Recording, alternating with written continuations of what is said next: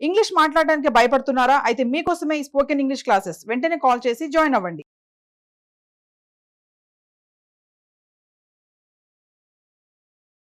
నమస్తే రమగారు. నమస్తే జయ. రమగారు, దేవుళ్ళ గురించి స్టోరీలు చెప్పేటప్పుడు జనరల్‌గా భక్తుల గురించి, దేవుళ్ళ గురించి కాదు భక్తుల గురించి బాగా తపస్సు చేస్తారు.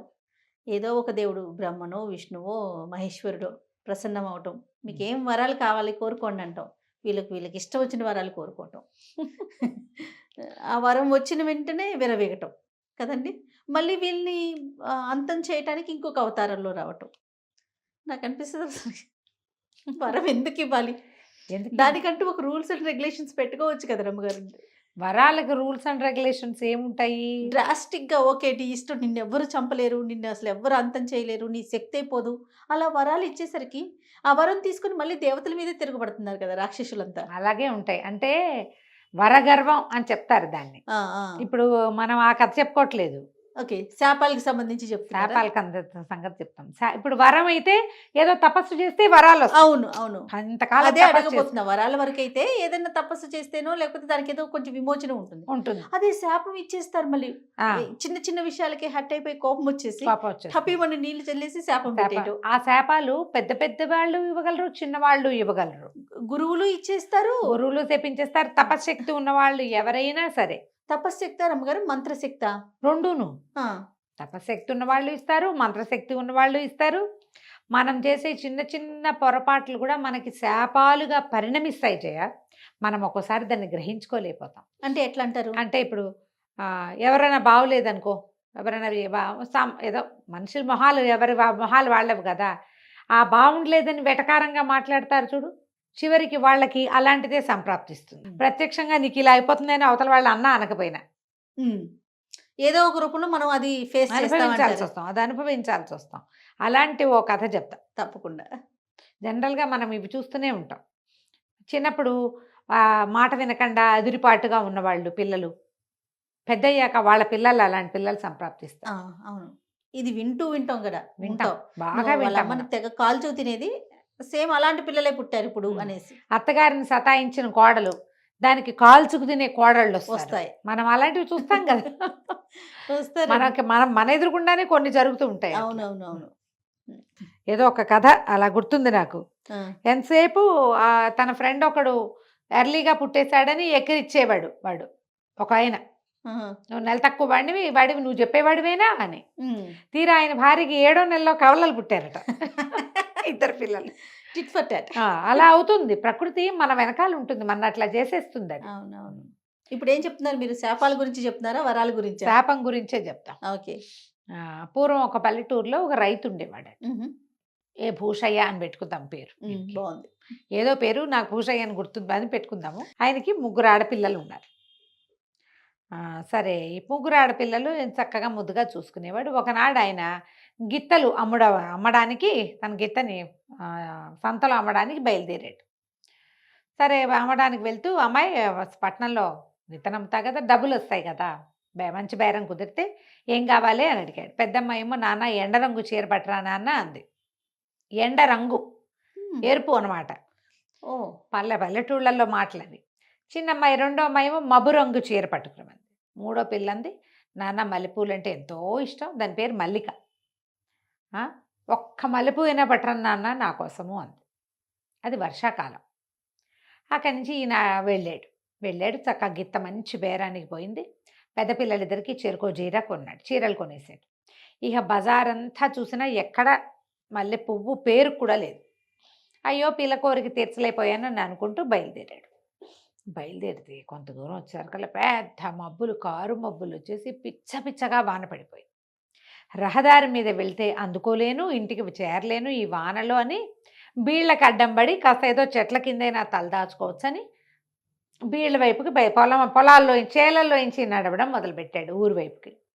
అయితే ఈ చేలల వైపుకి వెళ్ళి దారి తప్పిపోయాడు. వానకి ఆ మెరుపుల్లో వర్షానికి అక్కడ ఇక్కడ ఆగి నడుస్తుంటే ఈ దారిలో పెద్ద చెట్లు ఏం లేక పక్కకెళ్ళి అటెళ్ళి ఇటెళ్ళి ఎక్కడికో వెళ్ళిపోయాడు. కన్ను పొడుచుకున్నా కానరాని చీకటి, జోరుమని వాన, నిలువునా తడిసిపోయాడు. కొనుక్కున్న బట్టలు తడిసిపోయినాయి, డబ్బులు తడిసిపోయినాయి. ఏం చేయాలో తెలీదు. దూరంగా ఒక దీపం కనపడింది. ఎవరిదో ఇల్లే ఉంటుంది. రాత్రికి తల దాచుకుని వెళ్దామని చూశాడు. అదో పెద్ద రాజభవనం లాగా ఉంది. చాలా పెద్దది. ఏవో చెట్లు గిట్లు ఉన్నాయి బయట. చీకట్లో చెట్లేం కానొస్తాయి, ఏవో ఉంది. అక్కడి నుంచి దొబలితే తలుపు తెరిచింది. తలుపు తెరుచుగానే అదేం పాత ఇల్లు కాదు, మనిషి నివాసం ఉన్నట్టుగానే ఉంది. అక్కడ ఎవరో ఉన్నారు ఇక్కడ. ఏమిటా అని లోపలికి వెళ్ళాడు. లోపలికి వెళ్తే లోపల చక్కగా వంట అయింది. ఘుమఘుమలాడుతూ వాసన వస్తుంది. ఈయన ఆ వానలో పడి నడిచి నడిచి ఎప్పుడో సాయంకాలం బయలుదేరాడు.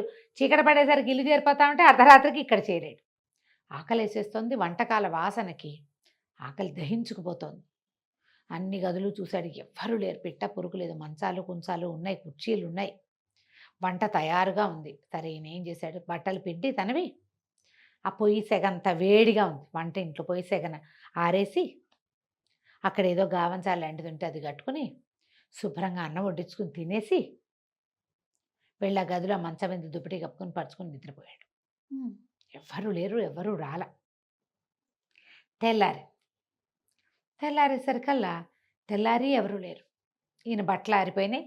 పిల్లల కోసం తెచ్చిన కొత్త బట్టలు తడిసినాయి, అవి కూడా పక్కన పెట్టాడు. కొంచెం ఆరిపోయినాయి. అవి ఇవి సవరించుకున్నాడు. సరే మరి బయటకు వచ్చాడు. వెళ్ళిపోవటానికి బయటకు వెళ్తే ఈ రాజభవనంలో ఉన్న ఇంటి పక్కన పెద్ద మల్లెపోతుంది.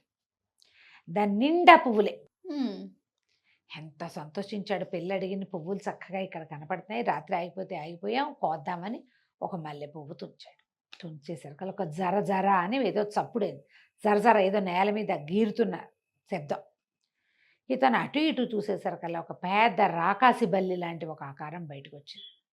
ఎర్రటి కళ్ళు. గట్టిగా అడిగింది, హే నా మల్లె పువ్వు ఎందుకు కోసావు నువ్వు? అడిగేసరికల్లా మనుష్య భాషలో అడిగింది. తను నిర్ఘాంతపోయి, అయ్యా క్షమించండి, క్షమించిన ఆయన, నువ్వెవరో నాకు తెలీదు. రాత్రి వానకి దారి తప్పిపోయి ఇక్కడికి వచ్చాను.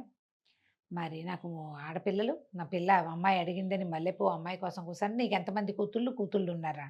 కూతురు ఉంది, ఆ పిల్ల కోసమే ఈ పువ్వు కోసానండి అంటే, సరే 3 పిల్లల్లో ఎంతమంది పిల్లలు అంటే 3 ఆడపిల్లలు. ఒక పిల్లని తెచ్చి నాకు అప్పచెప్పు.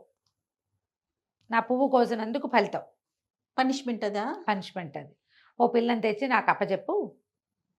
3 రోజుల్లాగా నువ్వు ఇక్కడికి పిల్లని తీసుకురావాలని చెప్పేసరికల్లా ఆయన మరి ఏం చేస్తాడు? అదేదో శాపంలాగా ఉంది. ఏదేమో జంతువు మాట్లాడటమేమో మనిషి భాష మాట్లాడుతుంది. పైగా నా ఇంట్లో ఉండి నా అన్నం తిని నా మంచం మీద పడుకుని నా పువ్వు కోసావు, దీని ఫలితం నువ్వు అనుభవించద్దు. సరే ఈయన బిక్కమొహం వేసుకుని వెళ్ళిపోయాడు ఇంటికి. ఆ మల్లెపువ్వు అమ్మాయి చేతిలో పెట్టాడు.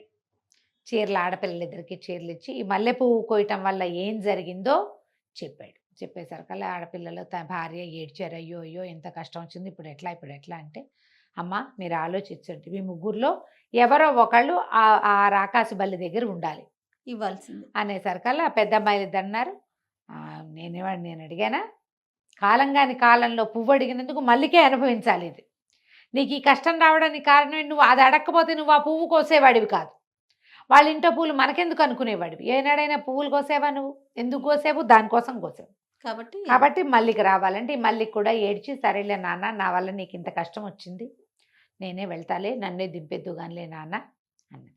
3 రోజుల తర్వాత మరి ఆ ఇంటికి వెళ్ళారు ఇద్దరు, ఆ రాజభవనానికి. అంతకుముందు ఎప్పుడూ అతను చూడలేదు. వెళ్తే రాజభవనం అంతా తలుపులు తెరిచున్నాయి, చక్కగా వంట చేస్తుంది. 3 రోజులు ఉన్నారు. ఉన్నా సరే ఎవ్వరూ రాలా. వంట చేసుకుని సామాన్లు అవి ఉన్నాయి, వీళ్ళే వంట వండుకుని తిన్నారు. ఇల్లంతా చూసింది. ఇల్లు పెద్ద ఇల్లు, హాయిగా కులాసాగా ఉండొచ్చు. 3 రోజుల తర్వాత తండ్రి కూతురు వచ్చి బయట నుంచున్నారు. ఆ మల్లికి ఒక పువ్వు కోసింది. కొయ్యగానే రాకాసి పళ్ళు వచ్చేసరికల్లా నీ పేరేమిటి అని ముద్దుగా అడిగింది మల్లికని. భయమే ఇలా. మొదట చూసేసరికల్లా దాని రంగు, దాని ఆ చర్మం పొలుసులుగా ఉన్న చర్మం, వికృతాకారం, ఎర్రటి కళ్ళు, నూనె రాసినట్టుగా మెరుస్తున్న దాని చర్మపు ఇది, అవన్నీ చూసి రోత పుట్టింది. కానీ కంఠం వింటే చాలా బాగుంది. మొగ్గంతూ చక్కటి కంఠం. నీకేం భయం లేదు, నువ్వు ఇక్కడ ఉంటే నేను నిన్నేమీ అన్ను, నీ దారి నువ్వు హాయిగా ఉండొచ్చు, ఇక్కడే ఉండు అని ఆ మల్లికకి చెప్పింది. తండ్రి ఏడుస్తూ పిల్లని అక్కడ దిగబడిచి వెళ్ళిపోయాడు. అది కనపడేది కాదు పెద్దగా. ఈ పిల్ల రోజు హాయిగా వండుకు తిని కులాసాగా మంచి మంచి బట్టలు ఉండేవి, అవి ఇవి కట్టుకుని బయటికి లోపలికి తిరుగుతూ మొక్కలకు పాదులు చేసుకుంటూ సరదాగా నడిచేది. అయితే ఏమైంది, ఒక రోజున బల్లి పువ్వులు కోసినప్పుడల్లా పువ్వు కోస్తే నేను వస్తాను అని చెప్పిందనమాట. పువ్వు కోసినప్పుడల్లా అది వచ్చేది బయటికి, కాసేపు ఏదో మాట్లాడేవాళ్ళు. అయితే ఏమైంది, పిల్ల బిక్కమొహం వేసుకుంటుంటే "నీ మీ వాళ్ళ మీద బెంగ పెట్టుకున్నావేమో, రేపు అమావాస్య వెళ్ళాక వెళ్ళిరా నువ్వు, కానీ 3 రోజుల్లో తిరిగి రావాలి.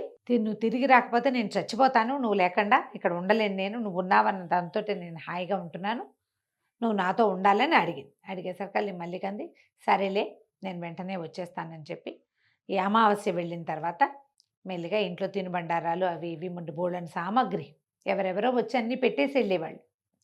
తినుబండారాలు మూట కట్టుకొని ఇంటికి వెళ్ళింది. అక్కయ్యలు, అన్నయ్య, నాన్న, అమ్మ ఆశ్చర్యపోయారు దాన్ని చూసి. 15 రోజుల్లో చక్కగా రంగుదేలి పిల్ల నున్నగా కూడా ఉంది. సరే అదేం మంచిదే, అది రాకాజు బల్లి నన్నేం చేయలేదు, ఏమీ అనలేదు, అది పాపం చాలా మంచిది, ఏదో శాపవశాత్తు అట్లా ఉండిపోయినట్టుంది, నన్నేమీ అంటలేదని చెప్పింది. సరే 3 రోజులు హాయిగా అమ్మ నాన్న అక్కయ్యలతోటి ఉన్నది. 3 రోజుల తర్వాత వెళ్తాను వచ్చేయమంది అని చెప్పేసరికి వాళ్ళు ఇంకో రోజు ఉండు అని చాలా బలవంత పెట్టారు. బలవంత పెట్టేసరికి అలా ఇంకొక రోజు ఉండిపోయింది. భయం వేసింది, వెళ్ళకపోతే ఏమైనా అవుతుందేమోనని. 3 రోజుల తర్వాత ఒక రోజు ఉండి తర్వాత రోజు సాయంకాలం వెళ్ళేసరికల్లా మల్లిక దీనికి అర్థం కాల, చెట్టు అంతా వాడిపోయి ఉంది, ఆ మల్లెపువ్వు చెట్టు. అయ్యో! మొగలన్నీ తల వేలాడేసి ఉన్నాయి. ఇది ఆశ్చర్యపోయి, ఇదేంటి నేను వెళ్ళేటప్పుడు చెట్టు నిండా పువ్వులు ఉన్నాయి కదా, ఎప్పుడు మొగ్గ విడవకుండా పువ్వులు విడుస్తూనే ఉంటాయి, మొగ్గలు వస్తూనే ఉంటాయి. అక్కడి నుంచి ఆ చెట్టు మీద చెయ్యి వేసేసరికల్లా బల్లి, చచ్చిపోయేటట్టుగా ఉన్న బల్లి కనపడింది అతనికి, ఆ రాక్షస బల్లి ఆ పిల్లకి. మరి తెలిపోయి ఇదేమిటి ఇలా అయిపోయావంటే, మల్లిక నువ్వు రాకపోతే చచ్చిపోయేవాడిని అనేసరికి దీనికి ఎంత బాధ వేసిందో. 15 రోజుల నుంచి నేను హాయిగా తింటున్నా, అన్నీ ఉంటున్నాయి, పూట పువ్వులు కోసుకొని తల్లో పెట్టుకుంటున్నా, నేను ఒక్క రోజు రాకపోతే ఇది చచ్చిపోయింతోందే, అయ్యో నీకేం కాదు, నేను నిన్ను చూసుకుంటానని వెళ్ళి దాన్ని ఇట్లా పట్టుకుందా ఆ బల్లిని ప్రేమగా. నా వల్ల దీనికి ఇంత కష్టం వచ్చిందని నా ప్రీతితో పట్టుకోగానే ఆ బలి మాయమైపోయి ఒక రాజకుమారుడు ప్రత్యక్షమయ్యాడు. అమ్మాయి తెల్లబోయి, నువ్వెవరు, ఇక్కడ బల్లి ఉండాలి, అది చచ్చిపోయిందా అని ఏడ్చింది. ఏడ్చేసరికల్లా కాదు నేనే ఆ బల్లిని అని చెప్పాడు. నేను ఒక రాజకుమారుడిని, నాకు ముష్టివాళ్ళు బిచ్చగాళ్ళు అంటే చాలా అసహ్యము, విసుక్కునేవాడిని, నేను ఎవరిని వాకిట్లోకి రానిచ్చేవాడి కాదు. అయితే ఒకనాడు ఒక బిచ్చగాడిని నేను చాలా కసురుకున్నాను, ఆ బిచ్చగాడు నన్ను శపించాడు, నీకు అందరూ నీలాంటి మనుషులే, నువ్వు రాకుమారుడు కాబట్టి నీకు ఇవన్నీ దొరికినాయి, నేను బిచ్చగాడిని కాబట్టి నేను ఇలా ఉన్నాను, ముట్టుకోవడానికి అసహ్యం వేసే జంతు రూపం వస్తుంది నీకు, అయ్యో అని శపించాడు. అయితే నేను కాళ్ళ వేళ్ళ పడితే ఎవరైనా ఆడపిల్ల నన్ను ప్రేమగా దగ్గరికి తీసుకుంటేనే నాకు మామూలు రూపం వస్తుందని ఆ శాపం తీరటం కోసమే ఆ మల్లె చెట్టును పుట్టించి ఇక్కడ పెట్టెళ్ళాడు. ఈ ఇల్లు ఇలా ఎప్పుడు వంట చేసి ఉంటుంది, ఇక్కడ ఎవరో ఒకళ్ళు మా సైనికులు వచ్చి వాడి వాళ్ళే వంట చేసేస్తారు, ఎవరు వచ్చినా తినచ్చు, ఇక్కడ వస్తూ దారిపోయే వాళ్ళంతా ఇక్కడ తినెళ్తారు, కానీ నాతో ప్రేమగా ఎవరు నన్ను చూస్తే అసహించుకుంటారు, నువ్వు ఒక్కదానివే ప్రేమగా ఉన్నావు, నువ్వు నాతో కలిసి ఉన్నావు, అందుకని నాకు శాప విమోచనం అయిందని చెప్పింది. అక్కడి నుంచి ఆ కుర్రాడు రాజకుమారుడు ఈ అమ్మాయి మల్లిక కలిసి వాళ్ళ అమ్మా నాన్న ఇంటికి వెళ్ళి ఈ కథ అంతా చెప్పారు. తర్వాత అమ్మా నాన్న వచ్చి ఈ భవనంలోనే ఉండి ఈ వీళ్ళిద్దరికి చక్కగా పెళ్లి చేశారు. మల్లికే ఆ భవనానికి రాణి అయింది. కథ కంచికి మనం ఇంటికి. చాలా బాగుంది రమ్మగారు. నమస్తే. నమస్తే.